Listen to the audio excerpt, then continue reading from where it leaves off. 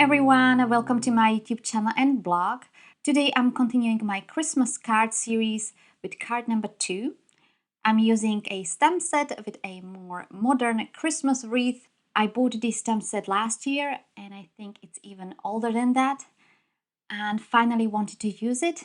It's from Clearly Besotted. Sadly it's no longer available, but I believe a similar stamp set was part of Clearly Besotted re-release back in July. But you might be able to use a different stamp set and try something similar. Here is the overview of the supplies I was thinking about using. In the end, I didn't use them all. Even though I really love this stamp set, I didn't have any idea what I want to do with it. Stamping with dye inks just felt too simple to me. I wanted to do something special. So I went on Pinterest as usual and found a card from Debbie Hughes. I loved how colorful it was and gave me an idea to finally use the enamel dots and similar embellishments I have in my stash. I don't have too many colors, but it was a good starting point.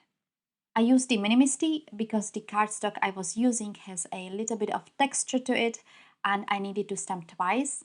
Before I stamped with the VersaFine ink, I used an anti-static powder tool with EK success. I just have it in a jar and use a fluffy brush to put it on the paper. Actually, often I forget to add the powder and realize that after I stamp. If you have the Misty or something similar, you can just add the powder and then restamp. My stamp was for some reason a little bit dirty, but unless you are using a clear embossing powder, this doesn't matter.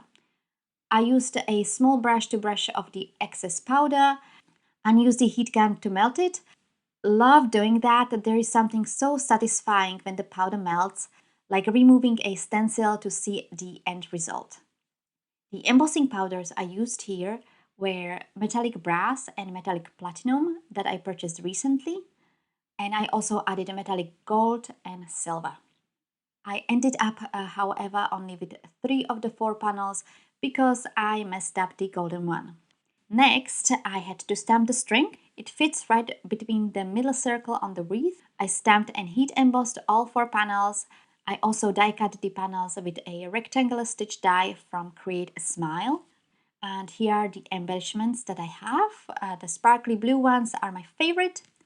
I only bought them because they look pretty without any idea on which project to use them. I started with the metallic platinum image. I used those blue gems, white pearls, and the white blizzard Nuvo drops. I'm not really fan on putting the Nuvo drops directly on the card, not only because I managed to put something over it, but often I mess it up when squeezing the liquid out. This time I was lucky. Also with the second image I was lucky with the Nuvo drops. This one is the Purple Rain. I also used a few red glittery enamel dots. I just wish I didn't mess it up afterwards. For the silver piece, I was thinking doing the same as on the one with the platinum embossing, but I wanted to do every piece differently, so I used traditional enamel dots, blue and red. I also had some Nuvo drops that were pre-made and used the clear one, which is the white blizzard, that I adhered in the middle. For the brass image, I decided to use 2 mixes of Sequins from Lucy's cards. I really like the color combination. I think it fits the embossing quite nicely. I completely forgot to stamp the sentiment. I used the Merry Christmas sentiment from the same stamp set. It would have been a better idea to do it when I was stamping the wreath, but I completely forgot, but it didn't take too long. To finish up the card, I decided to add 2 different pieces of pattern paper that I had in my stash. I tried to use colors that match the colors on the wreath. Pattern paper is actually another supply I keep forgetting about, so I was really happy that I got a chance to use it. I didn't like the look of the pattern paper for the piece with the blue and red enamel dots. There was something missing, so I decided to blend matching colors of Distress ink to darken up the edges. I think it helped to bring out the color of the pattern paper a little bit more, but I did this only for this card. The other ones, I don't think they needed that. Also, other tip, it's better to add the adhesive tape before you add the embellishments so you don't mess it up. Didn't happen to me, but if I did this again, I would first adhere the tape. The big panel of the pattern paper I adhere directly to a white card base.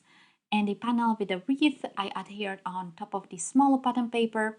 I adhered it a little bit on an angle, and the whole piece I adhered on top of the card base using a foam tape. Here are the two panels I managed to finish. The third panel with the blue gems was still drying. I let it dry over the night. I really like those cards, very simple yet very pretty. Hope you liked it as well. If you did, make sure you give this video a thumbs up. And don't forget to subscribe to my channel if you're new. Hop over on my blog to see more photos of the cards. I should also have there photos of the other panel that is still drying. And I will see you guys in my next video. Bye!